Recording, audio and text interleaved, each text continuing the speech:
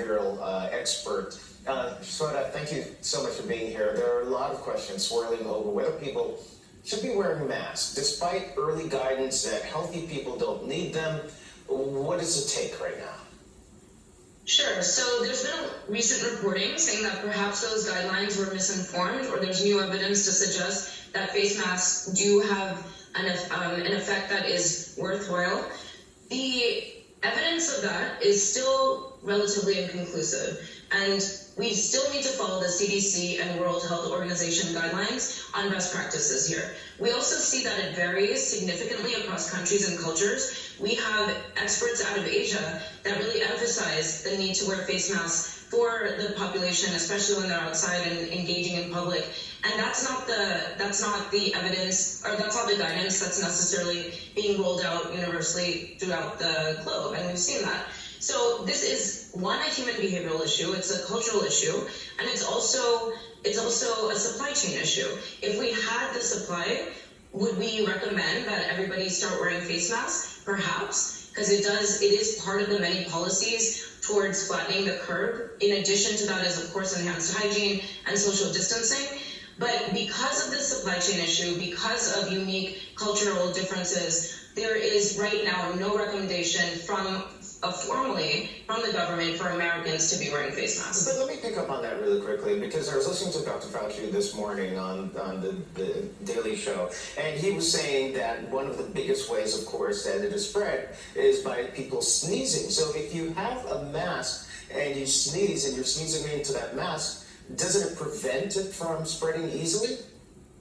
You would think that, and that is intuitive, and that's why those who have symptoms are first recommended to wear masks over those that are not showing any symptoms, and that is effective in environments where there's a high risk, like hospitals and those that are on the front lines interacting with patients. That's where it really makes sense to be protected.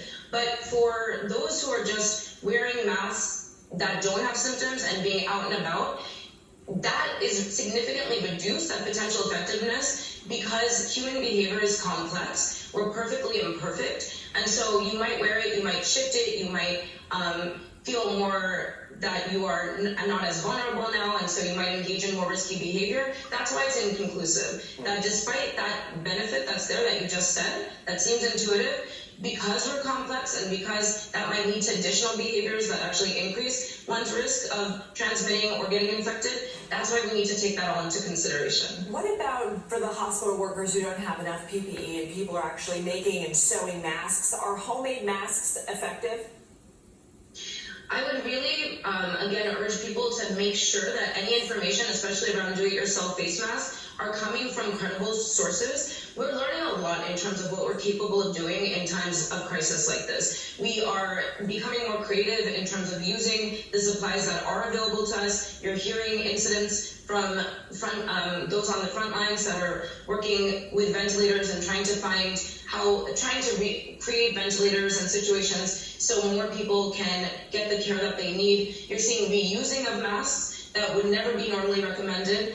And so because of that, it might suggest to the public that, okay, despite what we know is the initial guidelines, maybe we can get creative with this and figure out ways to do it ourselves the same way we're hearing about reports. Those situations, again, in times of crisis are really unique. It doesn't necessarily mean this should trickle down to the general population to also become creative in that sense, especially if there isn't that high-risk situation and need to do it. So look at the base rate transmission of the virus in your particular community and really follow the local guidelines. And again, at the current recommendations are that there's no need for Americans to be wearing face masks in general.